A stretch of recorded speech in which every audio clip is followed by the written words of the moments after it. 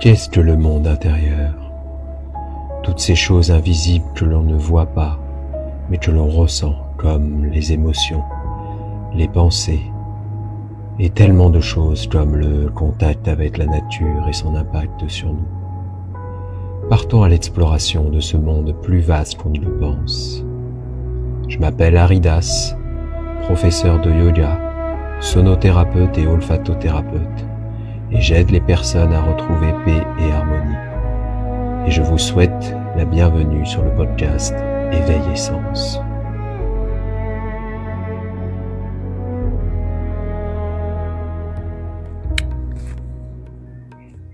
Bonjour et bienvenue dans l'épisode 9, un changement radical.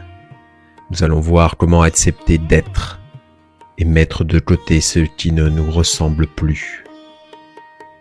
Quand votre vie ne vous appartient plus, il s'agit de faire des choix, de revenir à la source de ce que vous êtes. Fini le temps de vous apitoyer sur votre sort. Vous devez décider ce que vous voulez être. Ne regardez plus en arrière. Déterminez ce qui est. Ancrez-le dans le présent. Oh, bien sûr, vous pouvez avoir des projets, des envies futures. C'est même un très bon driver pour vous faire avancer. Mais ne jamais manquer d'être présent. Comment? En ressentant. Désensibilisez-vous de vos pensées. Ne vous laissez pas emmener par une pensée à un endroit où vous ne voudriez pas aller. Parce qu'en fait, c'est ça. Tant que vous vous laisserez happer par vos pensées, vous ne serez pas présent. La présence ne demande rien de vous. Il n'y a aucun but en ça. Simplement laissez-vous porter.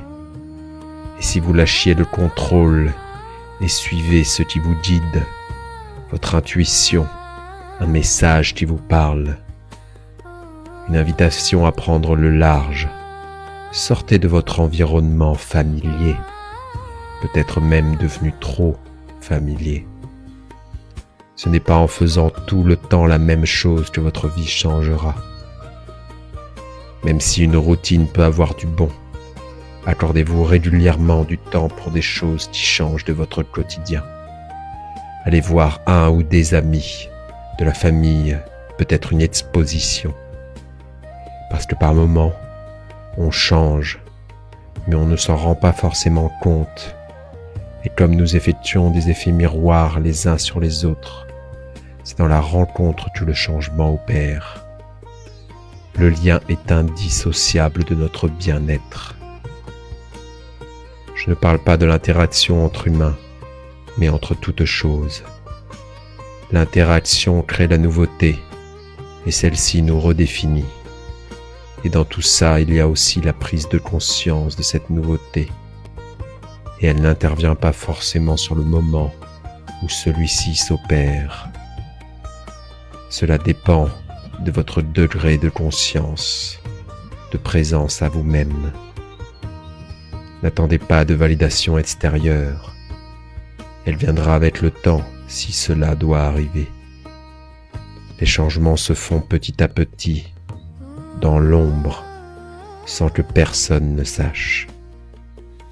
Ne cherchez pas à être validé, parce qu'inconsciemment certaines personnes ne veulent pas vous voir avancer, changer, car avec cet effet miroir, elles se voient ne pas avancer sur leur propre chemin.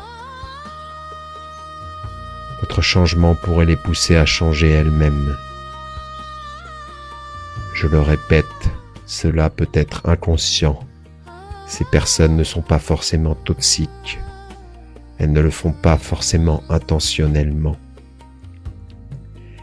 Restez focus sur ce que vous voulez être.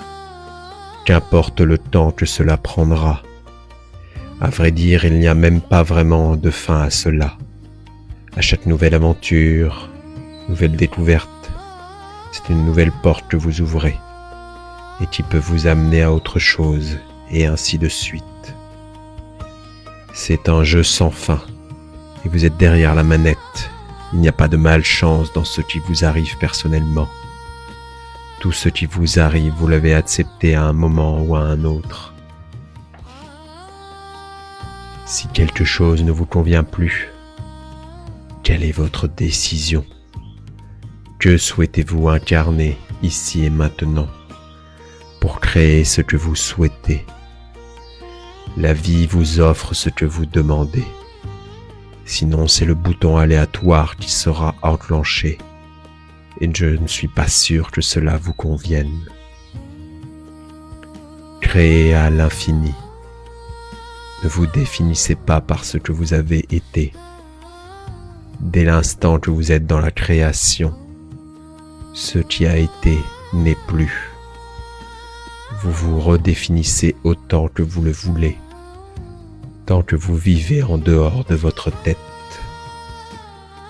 Voyez large et non de manière étriquée. Vous avez été et vous serez peut-être, mais qu'est-ce que vous êtes maintenant? Vous êtes abondant, plein de ressources, un esprit joyeux, plein de lumière et pétillant, prêt à tout pour votre vie de rêve que vous voulez créer.